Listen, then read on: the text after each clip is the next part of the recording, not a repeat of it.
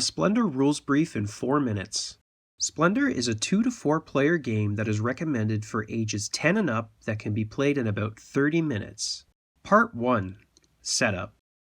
Individually shuffle the 3 card decks and place them face down in piles forming a column, with the green level 1 cards at the bottom, the yellow level 2 cards in the middle, and the blue level 3 cards at the top.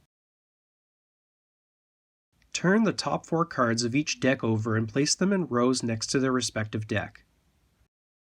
Randomly choose noble tiles equal to the number of players plus 1 and place them face up next to the cards. Place the gem and gold token stacks near the cards. If you are playing with 3 players, remove 2 tokens of each type from their stacks. Do not remove any gold tokens. If you are playing with 2 players, remove 3 tokens of each gem type from their stacks instead. Do not remove any gold tokens. Part 2. Actions. Starting with the youngest player and proceeding clockwise, each player takes one of 4 action options on their turn. Option 1 is to take 3 differently typed gem tokens from the central stacks and add them to their supply. Gold tokens are not gems and cannot be taken with this action. If less than 3 different types of gem tokens are available, they take as many as are available. Option 2 is to take 2 gems of the same type from the central stacks and add them to their supply. Gold tokens are not gems and cannot be taken with this action. If a stack has less than 4 tokens in it, that stack cannot have 2 gems taken from it.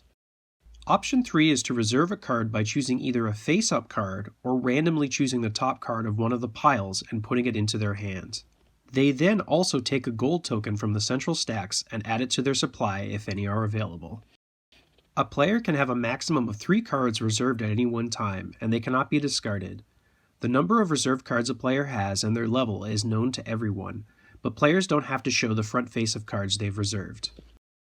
Option 4 is to purchase a face-up card or a reserved card in their hand by paying its gem cost shown in the lower left corner of the card.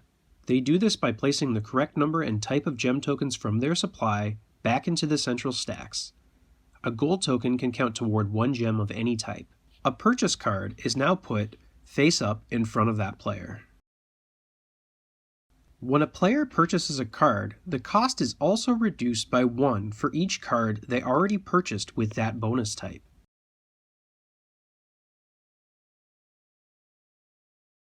Part 3. Ending a turn. Once a player has finished an action, they do the following to end their turn.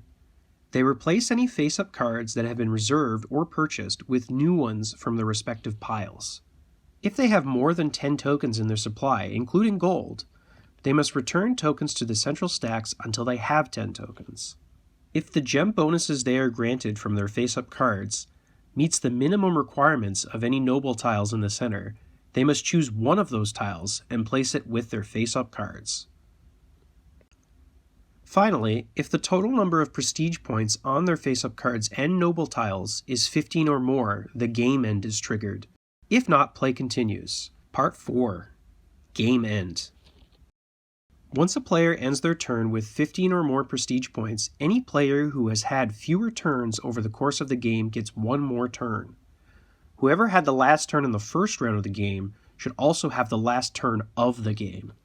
Whoever has the most prestige points by the last turn wins.